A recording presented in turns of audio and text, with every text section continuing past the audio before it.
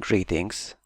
With engineers we can modify all our modules or almost all our modules, including weapons.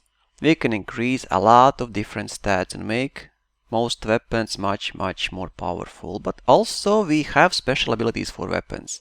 And in this video I will take a look at every special ability I could find for every weapon. There are quite a lot of those. Some are useless, some are very useful, and some are just crazy. So let's get to the point and start with Pulse Laser. Scramble Spectrum experimental upgrades that allows hull strikes to potentially trigger random malfunctions. Wow.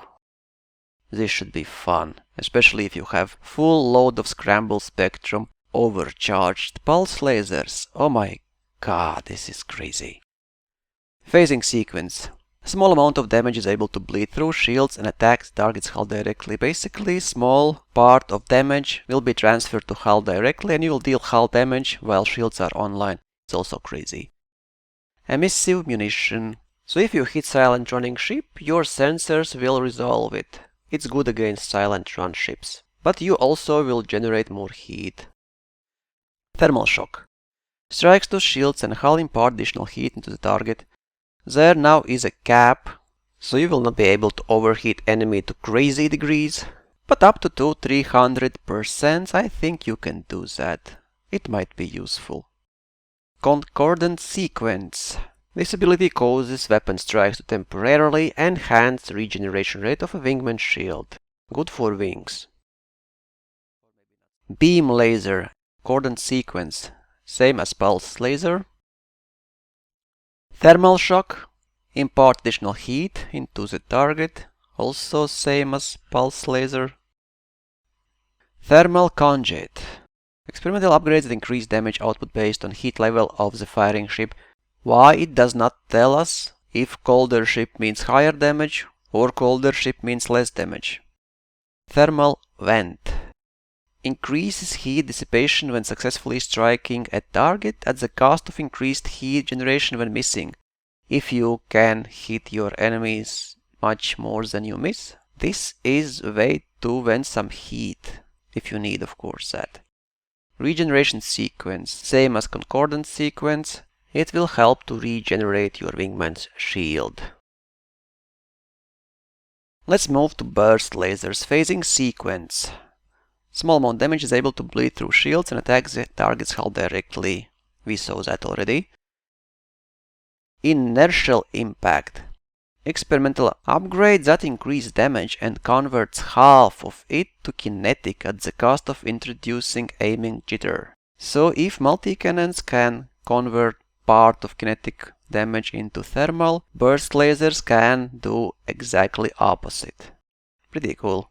And we will have huge burst lasers at some point. Thermal Shock we already saw. Adds heat into the target. Scramble Spectrum. This is also very cool. Trigger random malfunction on the target. I did not test it. I don't know how often, but like I said, if you have full load of those, yeah, it will be very funny, crazy weapon. And Concordant Sequence as well for burst lasers. Now let's move to multi-cannons. Emissive Munition, good against silent runners. Autoloader, automatically reloads your weapon. I have a video about this, you can check it out how it works. For my particular weapon it did 2 rounds per second, slowly loading, even while you are shooting. But it reduced your clip size. By the way, there's a mod that increase your clip size and ammo size, total ammo size. And if you have this special ability on that mod, you will have bigger clips than normal and with auto reloading. Corrosive Shell. This is actually very good, I like it a lot. Temporarily weaken hull hardness and increase all damage taken at the cost of reduced ammo capacity. This also can be used with that mod that increase your ammo capacity and size. So you won't lose, you will gain and add this special ability. And you can have full load of multi-cannon with this special ability. How cool is that? Thermal Shock. Strikes to shields and hull impart additional heat. Might be useful, but I don't know. Smart Rounds. Friend or foe targeting upgrade. It makes sense to have all your multi-cannons with this special abilities, then you can shoot non-stop anything you don't care. Because if you shoot untargeted ship, you will not become wanted. They will self-destruct before damaging ships. If you find yourself frequently hitting neutral targets and becoming wanted when you are bounty hunting, you might consider this. Incendiary rounds, my favorite, because converts a large portion of damage into thermal. Basically, it makes multi-cannons more like thermal weapons. They are much more effective against shields. Let's move to cannons. High yield shell.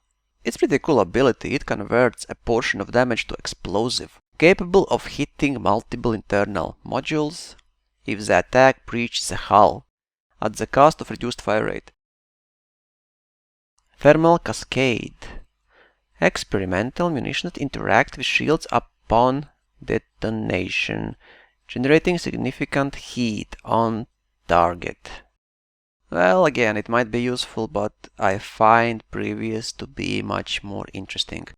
Auto loader, same as for multi-cannons. Dispersal field. This is one funny weapon. If you hit enemy, it will confuse all gimbal and turret hard points. Smart rounds, also same as multi-cannons. And force shell. This is very funny weapon. You can see videos, there are lots of them. I also have. Strikes to a target are capable of forcing ships off course, at the cost of shot accuracy, but if you hit smaller ships they can even spin around. Even bigger ships are affected by this weapon. Let's move to fragment cannons. Incendiary rounds, again large portion of damage converted to thermal. Corrosive shell, we also saw that. Temporarily weaken hull hardness and increase all damage taken. Screening shell. Modified firing and targeting mechanism, decreasing reload times and increasing effectiveness against munitions. Drag munitions. Munitions that disrupt engine exhaust flow on the target, temporarily preventing engine power distribution from increasing thrust. I wonder, does that mean enemy will not be able to boost or even increase its speed? This might be a very funny weapon to prevent enemies from running away. Dazzle shell. Experimental shells that temporarily reduce target sensors' acuity upon impact. I want to see how it works, it's hard to tell. Let's move to mine launchers. A missile munition, we already know. It will increase enemy signature. Radiant canister. Apply significant heat to all targets caught in the blast radius. In addition, targets' sensors are temporarily disrupted at the cost of ammo capacity. Shift lock canister. We saw that in the video how it works. It will cause all frameshift drives caught in the blast radius to reboot. Basically, your frameshift drive will go offline and slowly come back online, and only after that you can start charging your drives again. Also a way to prevent enemies from jumping away.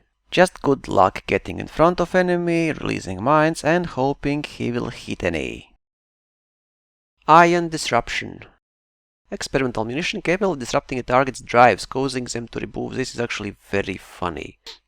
It might be very useful for traders or smugglers. Well, anyone who runs away from enemies, and if enemy is flying straight line behind you and you spam these mines, you can force his drives to go offline. It might give you a lot of time to jump away and leave enemies far, far behind you. Oh, I don't know how to spell even it. Reverberating cascade. Experimental munitions that overload shields on impact, directly damaging the shield generator. This might be cool, but again, it's mines. Don't forget that for a second. It's all for mine launcher. It's also good if you are running away from enemies and they are flying right behind you. Overload munition. Converts a portion of explosive damage to thermal at the cost of ammo capacity. Basically, it means that mines are more effective against shields. Need to see how it actually works. Let's move to Dumbfire Missiles. Thermal cascade. Dumping heat into enemy on impact. Overload munition. Portion of explosive damage to thermal. same as for mines. Emissive munition to amplify target signature. Penetrator munitions, capable of penetrating hull to damage internal modules. I would say this might be very funny weapon, but you need to get enemy shields down before. Let's move to Seeker missiles. Overload munition, again portion of explosive damage to thermal. Thermal cascade, we also saw that. It will dump heat into enemy upon explosion. And drag munition is only for Seeker missiles. This is very funny also. It prevents engine power distribution from increasing thrust. And emissive munition as always against silent runners to amplify its signature. Torpedo Pylon, penetrator payload, capable of damaging multiple internal modules. Reverberating cascade, munitions that overload shields on impact, directly damaging the shield generator. This one might be very funny, especially if it deals significant damage to shield generator and in a wing you have a torpedo boat. Mass lock munition, we also saw that in a dev video. If you shoot at ship that's trying to run away, you will mass lock it, so it will slow down its frameshift drive charging. Not by much, but it might give you some extra seconds to kill it. Plasma phasing sequence. Small amount damage is able to bleed through shields and attack target's hull directly. Pretty cool for plasma. Dazzle shell. Shells that temporarily reduce target sensor's acuity upon impact. Target lock breaker. This is very funny. Upgrades that breaks target lock on successful strike. If you hit it, enemy will untarget you. Wow. It might be very annoying. Every time you have to target back, and if you just targeted subsystem, it will all go away. Thermal conduit. Upgrades that increase damage output based on heat level of firing ship. I will test it in live build to see if nobody else does. Dispersal field. Upgrades that cause successful strikes to temporarily confuse all gimbal and turret hardpoints. It's also very cool. Railgun Super Penetrator. Munitions that are capable of penetrating and damaging all modules along its trajectory. Wow, this is crazy. Railguns already are one of the best weapons against modules. But with this, oh, yeah. Plasma slug. Actually, as you saw, Plasma Accelerator do not have this. Wow, it's only for railgun. I have a video about this, how it works, but basically you don't need ammo, you need fuel. Every time you shoot, you use your ship's fuel.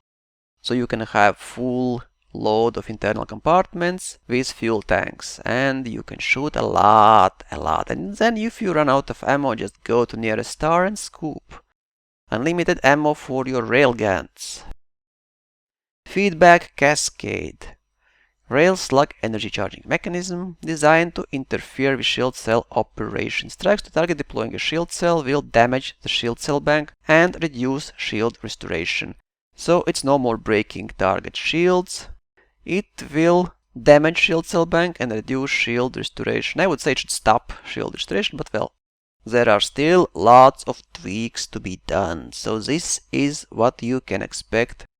Maybe there'll be more later. Definitely many of those will be tweaked and balanced and will change over time. But now you at least know. If you have a weapon you really like to use, like multi-cannon, you know exactly which special abilities you can have and you can figure out very crazy loadouts. But I have one huge complaint. If you sell a module, you have very limited time to rebuy it back. It is up to 10 minutes plus minus. I've tried it and it's still same. I sold my modded module and after 7 or 8 minutes I did not see it anymore. This is very bad. You waste hours and hours, and if you lose connection or your game crash, buy your modded module. This is unacceptable. You should be able to buy back your modded modules for an hour at least. they should be available there. And also, smaller complaint, if they did not have time to implement module storage, please increase ship limit at station.